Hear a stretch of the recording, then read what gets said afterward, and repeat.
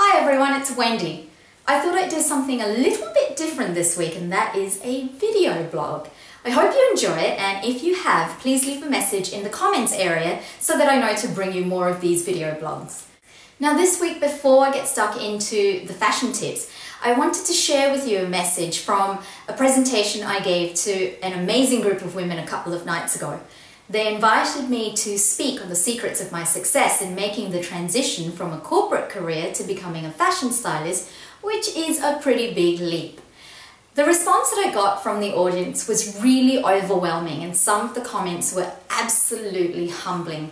And I wanted to share one of the messages that I spoke to the group about with you today, in the hopes that perhaps you'll find it useful as well. The main one that I shared with the group was on hitting the go button.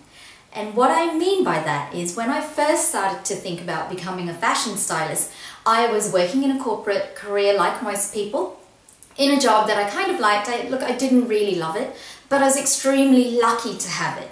I'd been given some great breaks, and I'd risen to a very senior position in a very large multinational at a very young age.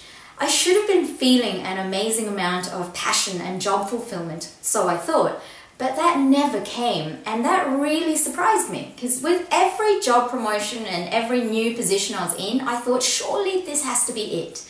Surely now I'm going to feel that amazing career fulfillment that I always thought my job would give me, and it never came.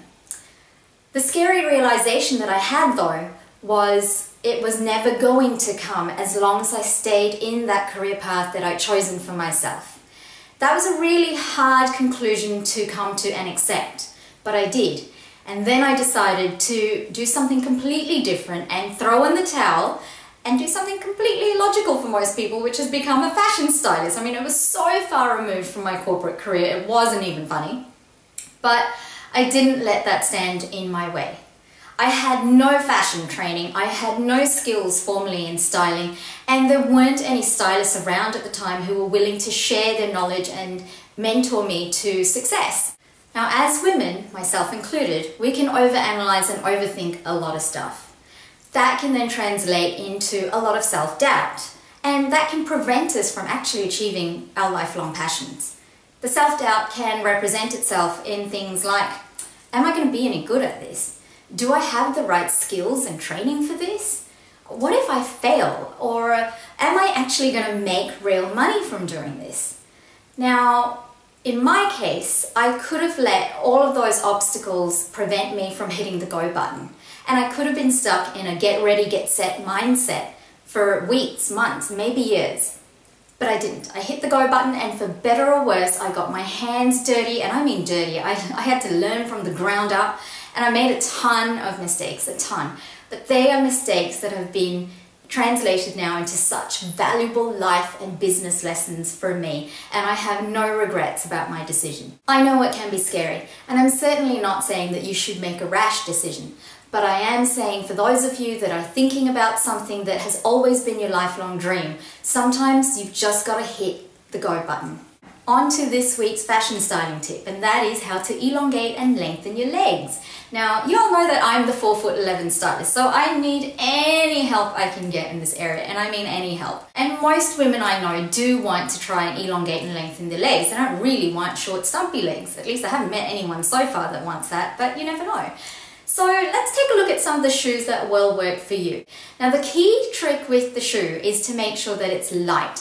We don't want bulky, heavy, chunky shoes because they make your foot look bulky and heavy. And when your foot looks bulky and heavy, your whole leg looks a little bit shorter. The first thing we're going to look for is little or no platform. Now, platforms give you physical height, but they do add some bulk to your shoes, so you've got to be a little bit careful here.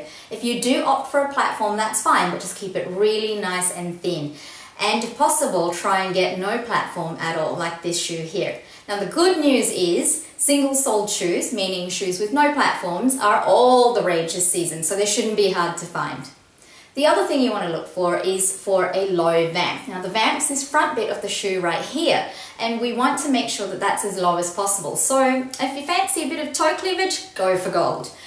The point here is that the lower the vamp, the more of your foot and your leg we can see, so the longer and leaner you will look. Which then means that something like a bootie is out for women like me. Now, it doesn't mean that you can't wear this. It'll still look great with jeans or pants, but on its own with a dress or a skirt, because there is so much vamp and it virtually covers your whole foot, it'll cut your leg off and make you look even shorter. Now, this is another great shoe. Again, no platform, and as an added bonus, it's a nude. Nude shoes will always make your legs look longer because it just looks like an extension of your leg. If you are wearing opaque tights, for example, try and match the tights color with your footwear color, and the same concept will apply. It'll just look like an extension of your leg. Well, that's it for this video blog, my very first, so I hope you enjoyed that. Again, please let me know what you thought, and I will see you very soon. In the meantime, happy styling.